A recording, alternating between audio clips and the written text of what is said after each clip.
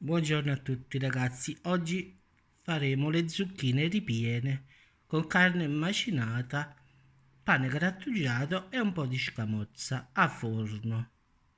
Per ora ho pulito le zucchine, le ho tolto le incavate e adesso le metterò a bollire nell'acqua per una decina di minuti insieme alla polpa che ho tolto dalle zucchine. C'è anche chi lo fa direttamente con la zucchina intera, poi toglie l'interno. Io faccio il contrario, così cuoce più veloce. Qui c'è la polpa, qui ci sono le zucchine e qui aspettiamo che l'acqua incomincia a bollire. Dopo aver scaldato, ragazzi, si presentano così. Queste sono scaldate, quelle là, le zucchine normali. E questo è quello che, la polpa.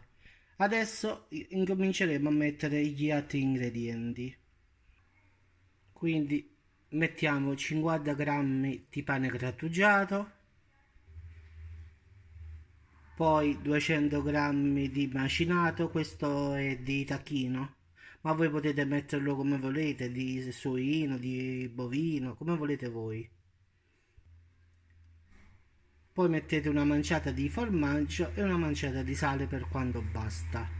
E incominciate, a mescolare il tutto. Dopo aver impastato, l'impasto avrà questa consistenza così. Le zucchine le abbiamo adagiate per essere riempite, quindi procediamo con il riempimento delle zucchine. Ed ecco qui che le ho riempite. Adesso metterò un po' di scamozza e poi il pane grattugiato, giusto per dare un tocco, una bomba in più. Ed ecco qui ragazzi che voglio ricoperte con un po' di scamozza a fettine, che sarebbe questa qui in effetti, che ho comprato già affettata. Adesso invece mettiamo il pane grattugiato sopra. Ecco qui ragazzi che già sono nella teglia, che ora andiamo a mettere nel forno a 180 gradi per 30 minuti. E ragazzi, e dopo giusto 40 minuti, ecco le nostre zucchine con la carne di tacchino, pane grattugiato e quindi un po' di formaggio, sale, quanto basta, e quindi eccolo qua. Le zucchine sono pronte, quindi ragazzi, se permettete, io già mangiare, quindi devo assaggiare per forza.